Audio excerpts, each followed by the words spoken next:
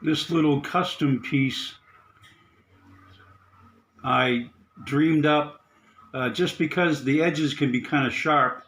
I try to come up with a way to protect them. So it was real simple. I just took a piece of inner tube and I cut the end of it just, like an inch and a half and slipped it over. It fits perfect. So if you got an old inner tube, an old 17-inch inner tube like this size right here, this is a perfect way to recycle it.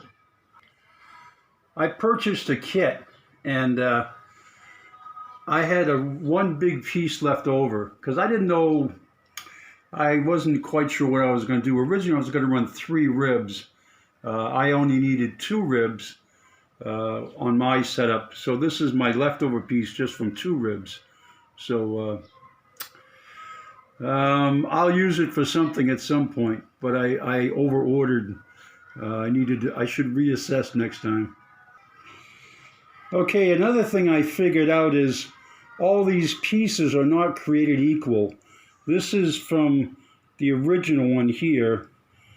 That's the original shape of the piece that slots in. This is another company or manufacturer, and this does work.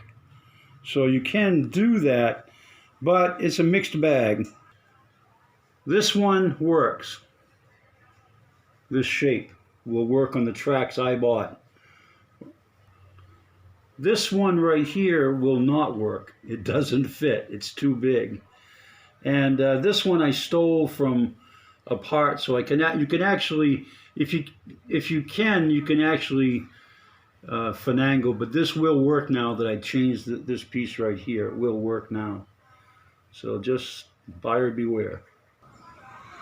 Okay, another example of the differences from manufacturers. The one on the left is the one I haven't used or didn't use. And you can see it lined up to the other one. The slot is much smaller than the slot on the right from the ones that came with the tracks I bought. Also, this hole down here is bigger and the other hole is smaller. The smaller hole worked better for the hardware I chose for the installation. Now, there are advantages and disadvantages. This one is grooved on both sides, where this one right here is only grooved on one side. Now, depending on how you use it, you might want to set this rail has to fit with the grooves. So this one is more inside or outside, where this is basically made, this one right here, the one that I bought, is made for only one side, only has grooves on one side. So things to think about. There are alternatives. This was my plan A. Originally I was going to buy a smaller panel, and I figured I could use these plastic pieces to mount to the, they actually screw onto the panel. Run some screws through it, drill holes and screw it in. And then this was going to be on the underside of the roof, and the wires were going to come down. And I was going to do that, and then I figured out I could squeeze the 200-watt panel onto the roof, and it actually fit really good.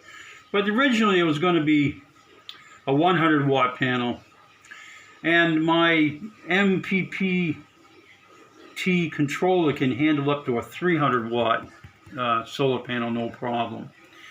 So this is like middle ground, and I bought this, and then I changed my mind, so I'm kind of stuck with it. But I just wanted to let you know there are options. Now, besides this solar panel here, you can, there are other ones that are flexible ones. In my research, I figured out the flexible ones are probably not a good option.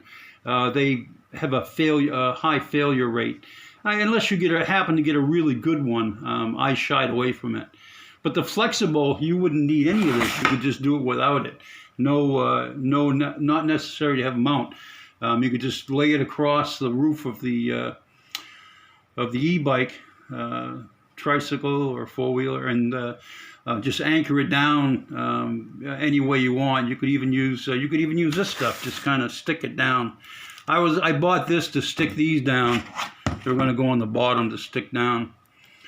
So that was the game plan. So this is the foiled plan A. So we ended up going plan B. So that's my story. Good luck out there. Have fun. And hopefully this helps somebody.